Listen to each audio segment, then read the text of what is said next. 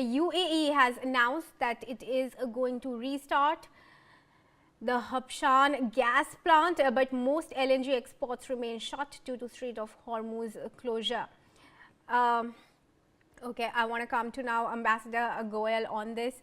Ambassador Goyel, developments now continuing to come in from the UAE. It's announcing the restart of Habshan gas plant. What broader consequences is it inviting the restart of this, and where do we see Iran stopping? Is it much away from attacking the desalination plants now, or where is the situation, especially after this statement from Trump? Kirti, is a question addressed to me? Yes, yes, Ambassador, please go on.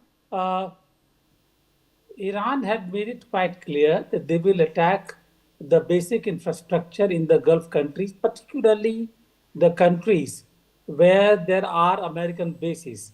I think the statement was quite clear in that respect that they will begin to attack those infrastructural setups only if the USA attacks the power infrastructure in Iran. Now, if at all, this 5 year stoppage of attack on the Iranian power infrastructure is actually true. If it does take hold, I think we should see a stop, a temporary stop at least in terms of this fighting. And therefore, I'm not immediately concerned about possible Iranian attacks on this kind of the gas plant, power plants, or desalination plants in the Gulf countries. I don't see that happening immediately.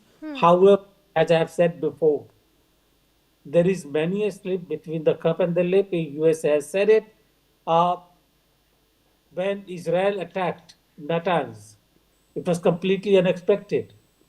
Attacking a nuclear power plant, power facility, was a strict no-no.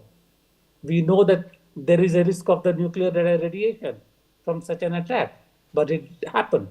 And therefore, a lot will depend upon what actions are actually taken on ground.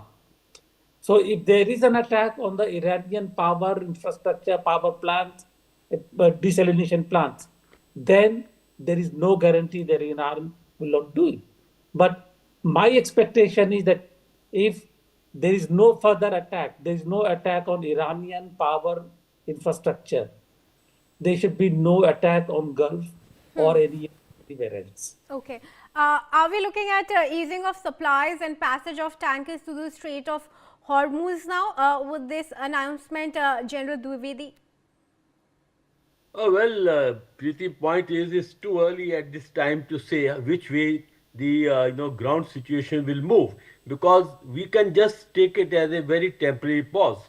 But the issue is that, as far as Iran is concerned, they have used Strait of Hormuz as a trump card, and that has played out very well. So they will not like to lose this trump card. They will like to keep the pressure on, because after all, how do you negotiate on the table? Is what's your position on the ground? So as long as Iran maintains three important things: firstly, a chokehold on the Strait of Hormuz; secondly, their capability to strike, at will the various targets; and thirdly, their ability to mobilize the militias. Hezbollah, as it is very active on the northern front, on the Israeli northern front, that is South Lebanon.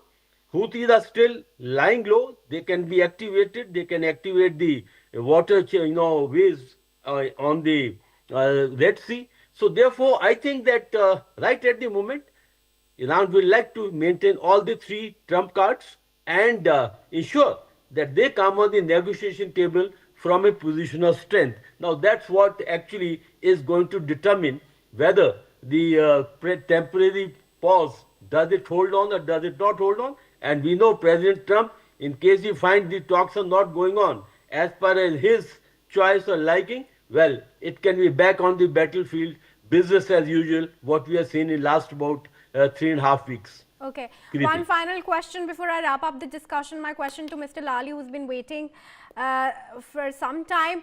Are we looking at a breakthrough anytime soon?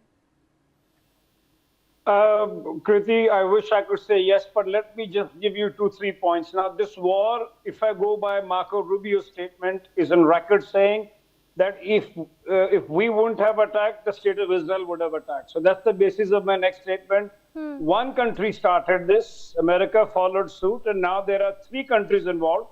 It takes 3 to end this. Number 2, the attacks on the GCC countries, please understand, GCC countries are nothing yet but vassal states to the United States of America. They are simply the air-conditioned economies. So if you see that Iran has attacked, UAE, Dubai, more than it has attacked the state of Israel. Why? Because out of the 62% of the foreign investments in the United States, UAE has done $1,400 billion, Qatar $1,200, Saudi Arabia $600, and Bahrain $17 billion. So the larger point I'm trying to make is that if Iran has to get back to America, since it can't go, doesn't have the capability or the might of the Air Force to travel 8 to 10,000 miles, all it needs to do is just, leave a few missiles and drones here and there, and then he creates a choke point, which the Chinese did with rare earth. The Americans are doing with China's energy supplies being controlled by Venezuela and Iran now. And now the latest new kid on the block is Iran, which has understood that the best way to get the world's attention or grab the world by the neck is the Strait of Hormuz. And one last point, I don't think it's going to ease out very soon, because the way supply chains have been hit, it takes a while from the crude to the gas, to the oil, to the petroleum products, and to the finished products. So even if the war ends tomorrow, it's going to take a lot longer for the supply chains to be restored. Thank you, Kriti. All right. Thanks to you. Thanks to all gentlemen and Mithali for joining us in this conversation. We're slipping into a very quick break. Viewers, stay tuned to NewsX.